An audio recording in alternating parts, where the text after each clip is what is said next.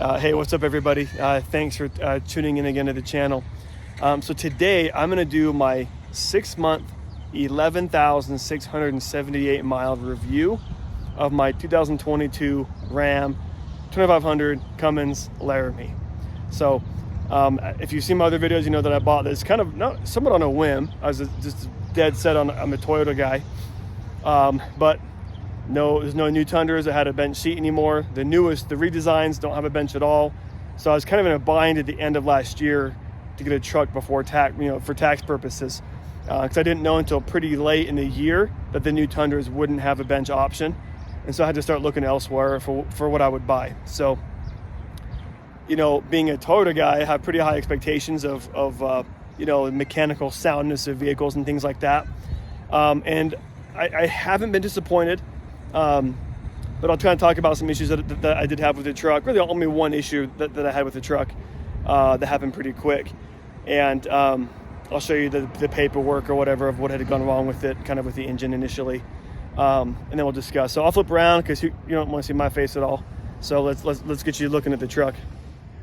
So my first impression, guys, is this is a pretty handsome truck. I really enjoy this truck.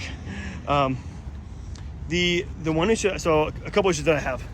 Now, if you look in there, that felt right there is coming off. It's my fault because my bumper up to like there, about up to here, was buried in the mud.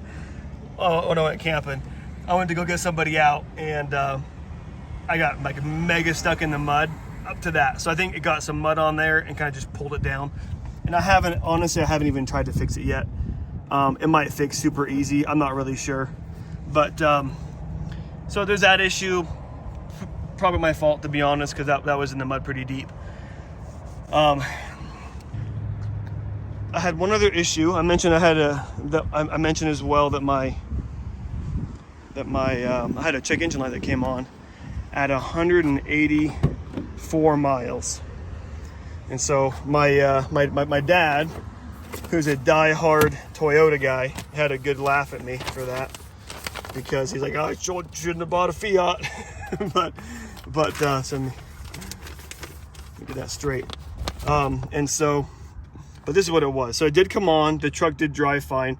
Luckily it came on right before I dropped it off to get the bed liner put in and like an interior protection and paint, whatever thing too.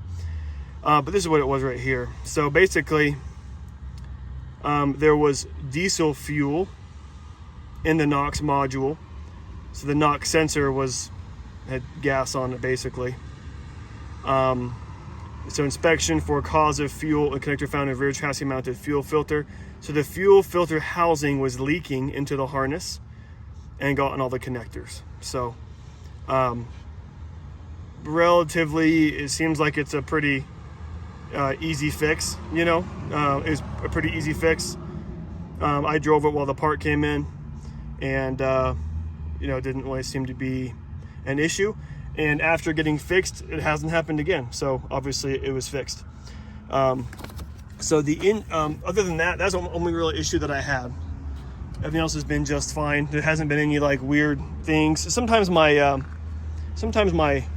this display, which I love it. I love the Apple CarPlay. I love that screen and all the features.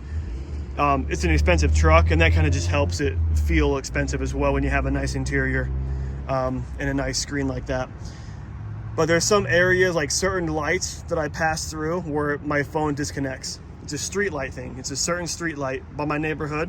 Their Apple CarPlay disconnects from my phone. I don't know why, but every time at my street light it happens. But other than that, it's been pretty reliable. Now, one thing that I will say that I've been pretty pleased with is the fuel economy. I've gotten about 17 to 18 miles per gallon on the highway, if I'm doing like a big highway trip, and about 15 is my tank average with doing like, around town, stop and go, with a bit of highway and things too. And I've noticed, and I'm going to try it out soon, next longer road trip, if I do cruise control versus me just trying to hold the throttle steady, it makes a big difference on how good it does with fuel economy. So, but I've been pretty pleased. I almost went with a Hemi with the Power Wagon, But I didn't for two reasons. One, there wasn't any available with the bench either at that time. And the 6.4 Hemi I've heard is less reliable, and it's like this terrible gas mileage. I've heard of guys with like 37s getting like 8 miles per gallon, and that'd be pretty hard to swallow. These are just 35s. I get 15 around town, 18 or so on the highway. And I've heard you put 40s on, which I'm gonna do later, make it a Prospector XL, and you get like 13 with the 40s, which is still pretty dang good. So I've been really happy with the fuel economy. Obviously I wish it was like better, like 30 miles per gallon, because gas is so dang expensive right now. But I can't complain with how much power that it has, with what a big truck it is. I mean, it's better than a Tundra would have been with the V8 as well, you know. So other than just the fact that I like the truck, you know, and that it's just a really good looking truck, it drives really, really nice. I've driven it. I've been off-roading a lot in this thing.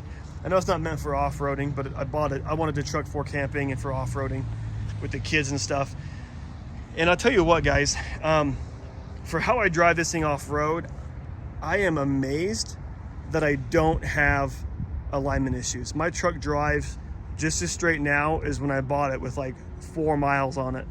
And those 4 miles were from my test drive. So, I mean, it drives just as straight, despite the fact that I had been doing a lot of off-roading, some of it kind of higher speed, you know, going 40, 50 miles an hour on some kind of more of the Baja type, you know, up and down windy dirt roads by my house.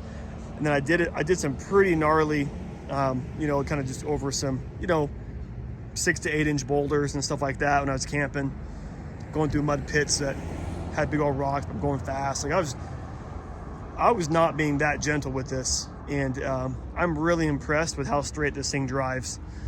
So I think I'm definitely impressed with how well the build quality has been so far. Just the fact that it's so heavy, and there's no creaks, there's no, you know, there's nothing anywhere. It's just solid. So definitely happy with that. I mean, so far, obviously it's been 6 months. The interior has held up pretty good.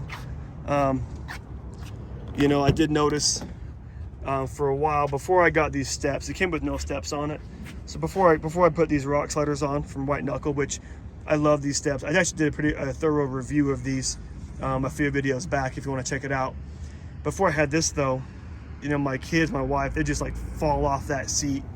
And I noticed that there is a little bit of a, can't see if we can, there is a little bit of like a lip right here, you know, that's kind of forming, where it's just kind of, I don't know if it got stretched and bunched up under there, but there's a bit of a corner right there now.